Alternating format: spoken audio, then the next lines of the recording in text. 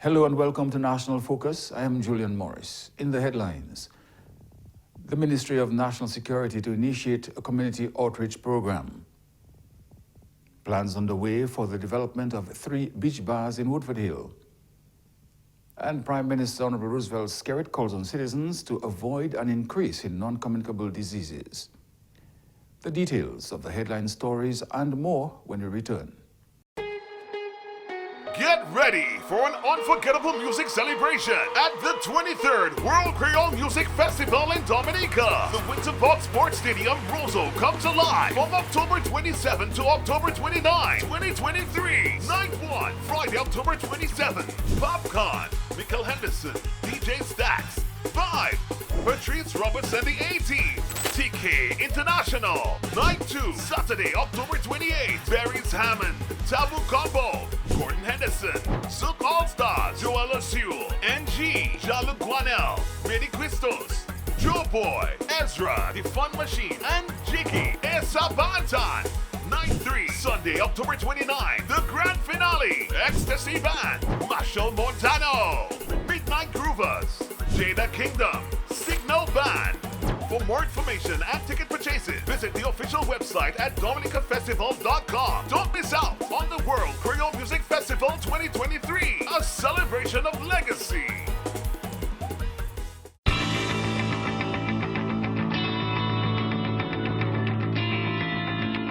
Welcome back. The Ministry of National Security and Legal Affairs has developed a community public outreach program to be spearheaded by the police. Minister for National Security and Legal Affairs, Honorable Rayburn Blackmore, says the idea is to get the police department to recognize the modern society in which we live and the attendant changes that have taken place in villages and communities. Therefore, to develop some dialogue with the respective communities and villages so that they can share ideas and views as to how they believe the police can better serve the people of Dominica. The intention is to realize safer communities on a better Dominica. We have already begun the process of meeting with community leaders, inclusive of people with influence on the block. We have started that process in the community of Granby. Let me take this opportunity to highly commend the people of Granby for the manner in which they have conducted themselves in the dialogues we have had so far. The minister says the leadership in Granby has been tremendous. I was significantly touched when I listened to the principal of the Granby Primary School, who has already developed a program to get our boys to talk to each other on the whole issue as to how to resolve conflict without exchanging blows. That should be replicated in the homes. The intention is to bring together church leaders, community leaders, youth leaders, popular musicians who are on board already, and to have a dialogue. I also want, without calling names, to commend some of the people who have been working for us behind the scene. And the effort has resulted in the recovery of illegal firearms. Some of them are lawyers. At the right time, you'll know who they are. He says fighting the proliferation of illegal guns in any community is a collaborative venture. I believe, as someone who is schooled in social science, that it has to be a combination of strict law enforcement intervention, but the whole issue of affirmative action is significant. There's something happening within the psyche of our young men. And therefore, to get to the root cause of that problem, we have to go back to the homes, to the communities, on the blocks, and engage all and sundry. At the end of the exercise, we shall develop working groups. We have already developed one in Granby. And to also develop an action plan for each of those working groups. And that working group will interface with the police and the community for the express purpose of solving crime and solving problems. The National Security Minister has also addressed statements that the police are ill-equipped to handle crime. He highlighted the fact that several police vehicles have been damaged with no report filed by the police. This is the government, through the good self of the Prime Minister, who have provided the police with the most resources, inclusive of vehicles. And when a vehicle is down, it doesn't mean that the vehicle cannot be used again. It has to be repaired. If you have to change your brakes, the vehicle is down for, when your brakes go bad in your vehicle, don't you change it? Do you buy a new vehicle for that? Now, I want you to say further, because I am here today to talk about the good things, positive things, that I want to express on behalf of the government of Dominica. Our gratitude to the government and people of the People's Republic of China for again making available 21 vehicles for the police. It is my hope that the police, upon receiving those vehicles, will demonstrate that sense of ownership and responsibility. Our intention, as we have always been in the past, is to ensure that the police enjoy the level of mobility that is required to effectively undertake their job. Parliamentary representative for the Wesley constituency, Honorable Fidel Grant, says plans are underway for the development of 3 beach bars in Woodford Hill. The announcement came during the 21st inaugural meeting of the Woodford Hill Village Council. The Honourable Prime Minister and I have had active discussions on the development of the Woodford Hill Beach. We have the plans and we have the estimates, and we will be engaging local contractors for the construction of 3 beach bars in the initial stage. This would be operated, not operated, but controlled by the Village Council. The aim for the development of these 2 areas is to attract visitors, both local and foreign, to Woodford Hill. We are hopeful that our people will create opportunities for them to earn an income, and in some cases, additional income. Honorable Grant says 2 areas have been identified in the community to erect marketplaces, which will contribute to generating revenue. We have identified 2 possible areas. One, at the entrance of the village, where we have the almond trees, the triangle, or at the free road outside of the bus stop. A marketplace where our agro-processors can showcase and sell their castor oil, their coconut oil, their cocoa sticks, and where our farmers, especially our women, can sell their fresh produce. I believe these locations will enable not only drivers and road users to make use of our market, but it will also provide access to our fresh produce and all the local goods that we produce right here in Woodford Hill. Therefore, I intend to work with the council to help them ensure that this plan becomes a reality within the next couple of years, preferably within the next couple of months. Honorable Grant says as of October 1, a contract was awarded to the Woodford Hill security firm for Dominica's International Airport. As of October 1st, a contract was awarded to a Woodford Hill, not Wesley, a Woodford Hill security firm through the efforts of the Honorable Prime Minister to ensure that Woodford Hill, Woodty, benefits from the international airport. He called on the youth to position themselves for employment opportunities at the international airport upon completion. I wish to see more of our young people move on to college and to university. I want to urge the young people of Woodford Hill to equip themselves for positions at the international airport. I wish to see more of our young men trained with skills of plumbing, tiling, electricals, and auto mechanics. There are many more areas where we are lacking, where there are opportunities for our young people to thrive. And as members of this community, we have to push and prepare our children to be more focused to take advantage of these opportunities. Prime Minister the Honorable Roosevelt Skerrit has called on citizens to take their health more seriously to avoid an increase in non-communicable diseases, NCDs, in Dominica. He made the remarks during the 21st inaugural meeting of the Woodford Hill Village Council. Prime Minister Skerrit says it is important to adopt the habit of eating what we grow.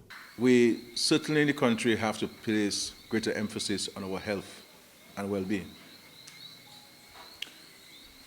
And we can reduce on the incidence of CNCDs in our country by what we eat and how we take care of ourselves. We have to certainly use more of what we grow in our country and rely less on the imported stuff. The imported stuff are made to make money.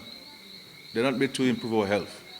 They're made to make money and to entice us to buy these things which are not healthy for us. And so this is why it's so important for us to encourage the backyard gardening, encourage the planting of fruit trees in our yards and along the streets so that we can make greater use of this. Prime Minister Skerrit says elderly persons are not the only individuals who are vulnerable to non-communicable diseases. These diseases are not, as we believed back in the past, only affect older people. More and more, because of our eating practices and our lack of exercise, we are seeing more and more young people hospitalized because of CNCDs. And once you get diabetes, if it's not properly taken care of, then you will have associated illnesses. Blindness, kidney failure, etc., etc., etc. And these complications can be very difficult for us. Prime Minister Skerrit says the campaign must start with education. Individuals must be taught the negative impacts of unhealthy life choices. So I would like to say to us that we can do some things in Woodford Hill. One, we have to provide education and sensitization. But education, the information has to be accessible, it has to be seen, it has to be in people's faces and people's homes. And we need to ensure that we eat properly. As of June 2023, Dominica was recorded to be facing the burden of non-communicable diseases, NCDs, as the leading cause of death, with hypertension among adults at 22% and diabetes at 11%. In response, government has committed to the 2030 Sustainable Development Goals to reduce NCD mortality by 30%. 8 new councillors will now serve on the Woodford Hill Village Council. More in this report from Octavia Prosper. This as the 21st inaugural meeting of the Woodford Hill Village Council was held on Wednesday, October 4 at the Woodford Hill Primary School. The elected councillors are Liana Daniel, James Dejean, Lenny Aubrey, Rickson Bazil, and Tyra Ipia. The 3 nominated councillors are Priscilla Ambo, Ron Edwards, and Idlin Robin St. John. Prime Minister Honorable Woodford Skerrit expressed congratulatory remarks to the councillors. I first want to congratulate the chairperson and the other councillors on their election and nomination, and to thank them for stepping forth to be at the service of the residents of Woodford Hill. Leadership and representation are rewarding experiences, but they're also very demanding and challenging. And therefore, it's important for us to prepare ourselves for that challenging part. Minister for Culture, Youth, Sports and Community Development, Honorable Greta Roberts, encouraged the councillors to understand the needs of the community in order to serve them to the best of their ability. Councillors and chairman, your journey at community development begins. You will soon realize that being a councillor is no easy task. It is more than just a title or a position of authority in your community.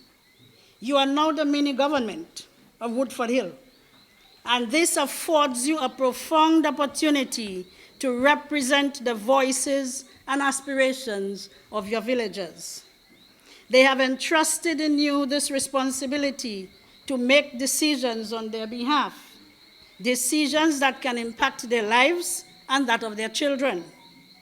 This behoves you, therefore, to work with integrity, with empathy and love, and to develop a deep understanding of the needs and concerns of the community.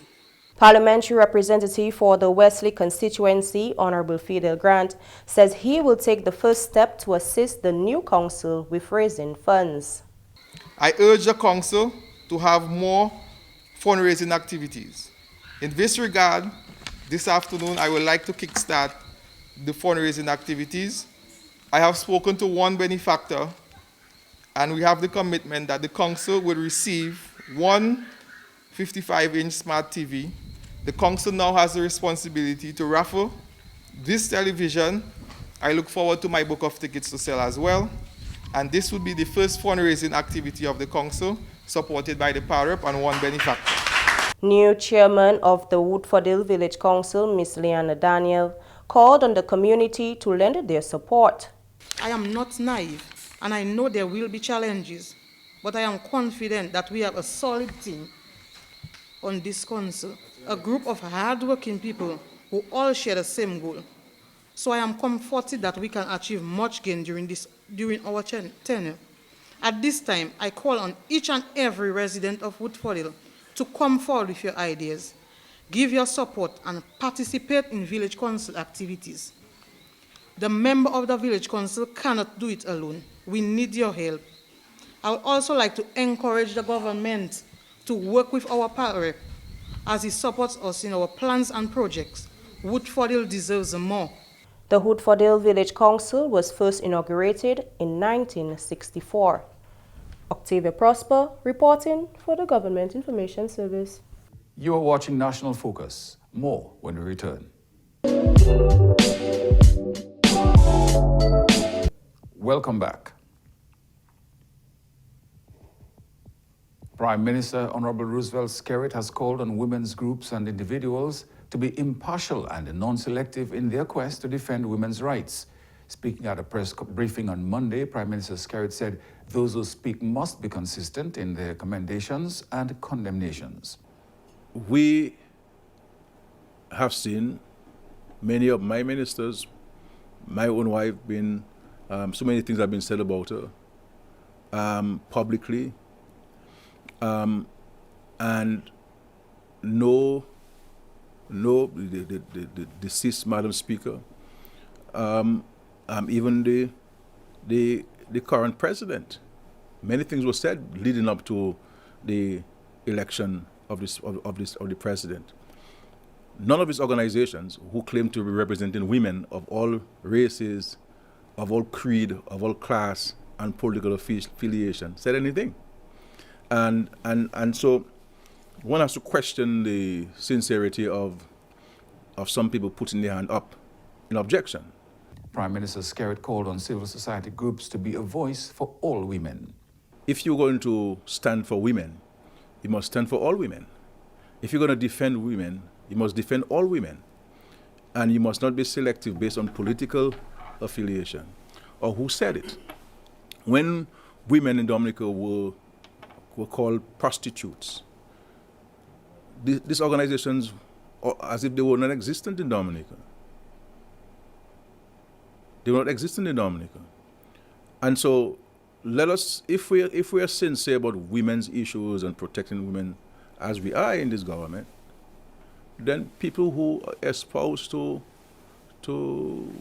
be women's organizations, but interestingly, Matt, that the same people who have condemned the Attorney General's comments and say they're representing women are yet to congratulate a woman president. The Labour Party government has been consistent in its efforts to uplift and defend the rights of women in Dominica. Under this government, women have been appointed to key positions of authority, while their lives have been enhanced through government social programs. We went to Parliament and passed the most comprehensive set of legislation, the most far-reaching legislation to protect women and men and the elderly and children in Dominica. And not one of these organizations who claim to be women's organizations, women activists, has issued a statement, not even a one word or two words in support of the legislation. We have gone ahead and we have increased, we have got a whole new structure to provide support to women and children. And no public statements about this thing. Let us, for Christ's sake, stop playing politics with people. And if we're serious about and genuine about representing people, let us represent everyone. The government of Dominica, through the Ministry of Agriculture and the Ministry of Culture and Community Development, in collaboration with the OECS-SAC project WUSC Caribbean, has officially registered the National White Potato Producers Cooperative Society Limited. An official registration ceremony was held on Wednesday, October 4 at the Public Service Union building. Coordinator of the White Potato Project is Delroy Williams. It has always been the objective of the Ministry of Agriculture to build capacity among our farmers. And in relation to the white potato sector, we understand the importance of the crop in relation to one, import substitution, food and nutrition security, as well as for rural development. We are pleased to welcome the formation of the cooperative and to participate in the first AGM, and registration ceremony, as we continue to collaboratively work together for the development of our farmers and also the sector. Country Coordinator for OECS SAC Project WUSC Caribbean is Dr. Nadia Paquette Ansem. SAC continues to recognize this market system for participative engagement of stakeholders, primarily women and youth, as well as other key market actors. Data and science-driven pilots were held in numerous agroecological zones to highlight the crop performance, the issues of planting based on microclimates, and the issue of climatic conditions which could trigger the onset of pests and diseases. We had a national white potato dialogue sometime last year, and that dialogue was also used as a trigger to respond effectively to the gaps within the subsector. We provided support through tillers to a number of women producer groups, and also trained these women, not only in terms of the use of the tiller, but the maintenance and the generation of economic prosperity out of the use of those tillers. Minister for Agriculture, Fisheries, Blue and Green Economy, Honorable Roland Royer, says his ministry will provide the support needed to the cooperative for further development. Effective farmers' organizations are essential to attain this, and recognition of this critical role. The ministry shall provide the technical support, policy framework for developing the white potato sector through association as a model commodity group. Specifically, we shall coordinate to empower your group to provide a reliable and consistent supply of production inputs, such as seeds, fertilizers, pesticides, for equitable distribution to registered members of your cooperative. Minister for Sports, Culture and Community Development, Honorable Greta Roberts, outlined the economic benefits of the white potato market. Many of you are small subsistence producers, while there are large farmers cultivating multiple acres of the crop. Whatever your level of production, you can certainly benefit from membership in a cooperative which represents the interests of all. Agricultural cooperatives can play a key role in linking you to common markets, and working together, you can more effectively negotiate prices with buyers. Other advantages include access to grant funding, for which you can apply as a collective, and the delivery of training, business planning, and capacity building services to your members. The National Cultural Council, in collaboration with the Division of Culture, will host the 2023 National Miss Wob Dwiyet pageant. Adisa Burton has more. The National Cultural Council, in collaboration with the Division of Culture, will host the 2023 National Miss Wob Dwiyet pageant. This year, 5 stunning contestants will grace the stage on the 25th of October in 3 segments: Creole Spectacular Wear, Performing Talent, and Wob Dwiyet Round. An official sashing ceremony was held on October 4, where the general public learnt which sponsors committed to each contestant. The contestants vying for the title of Miss Wob Dwiyet 2023 are Diana John of Paybush, Shalika Vidal of Salisbury, Arkaisha John Baptist of Grand Bay, Kayla Telemark of Wesley, and Tanisha Balson of Fokani. Chief Cultural Officer Mr. Ilson Matthew highly commended the contestants for their bravery and readiness to participate in the Miss Wob Dwiyet pageant. I want to start by commending you and thanking you for agreeing to take part in these competitions. The first step is a very bold step that many understate and underestimate. But knowing firsthand how difficult it can be to get participants for these competitions, I have nothing but gratitude for your willingness. You're putting yourselves out there, and hopefully that will be met with respect and encouragement by the general public. We want to denounce any public action that seeks to bash or discourage you all or deter others from making the step that you did in the future. Let's be careful, let's be responsible, and that's to the general public. With that said, we look forward to seeing you giving your best, and that's all that really matters to us because you are already winners for just being here. The Government Information Service got a glimpse of the participants of the Miss Wob Dwiyet pageant after the ceremony. Contestant number 1, Diana John of Paybush, is sponsored by the Dominica Institute for the Arts. She says her upbringing in her community inspired her participation in the Miss Wob Dwiyet pageant.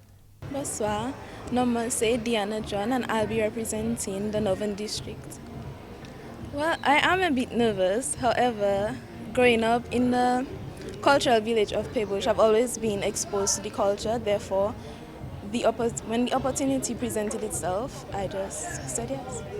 Contestant number 2, Shalaika Vidal, is Miss West Coast Cooperative Credit Union Limited. She says it has been her dream to participate in a national pageant. My name is Shalika Vidal, and I am the representative from the proud village of Salisbury, the beautiful village of Salisbury to be exact, and the Western District by extension. I have always dreamt of representing my community at a level such as this. And although we have had representation, it hasn't been for a while. So I'm hoping to bring this one home with respect and glory. Contestant number 3, Arkaisha John Baptist, has secured sponsorship from the Grand Bay Cooperative Credit Union Limited. Miss John Baptist says previous show experience has aided her preparations for the Miss Wob Dwiyet pageant. My name is Arkaisha John Baptist, 19 years old, and I'll be representing the South, which is Grand Bay / Dubic, in this year's Miss Wob Dwiyet pageant. My preparation for this year's Miss Wob Dwiyet is coming on good so far because I am accustomed to the different rungs for the show, and I have participated in a show close to it. I won Miss Matador in 2014 and also Mademoiselle Francophonie for the Grand Bay Primary School. Central Cooperative Credit Union Limited is the sponsor of contestant number 5, Tanisha Balson. Hi, I am 20-year-old Tanisha Balson, and I am contestant number 5 at this year's Miss Wob Dwiyet pageant. I am representing the Southwest, the quiet community of Fonkani. I am proudly sponsored by Central Cooperative Credit Union, your financial institution of choice. Come on down to the Old Mill Cultural Center on Wednesday, 25th October at 8 p.m. to witness vibrancy and culture. Come support me and my fellow contestants. Thank you. Contestant number 4, Kayla Telemark, is sponsored by the National Cultural Council and will be sashed at a later date. Further information about the Miss Wob Dwiyet pageant can be found on the Facebook page of the Division of Culture. Adicia Burton reporting for the Government Information Service. And that's all for this edition of National Focus. Be sure to follow GIS Dominica on Facebook, YouTube, and on Twitter. You can also drop us an email at gis@dominica.gov.pm. From all of us here on the GIS News Production team, I am Julian Morris. Thank you for watching.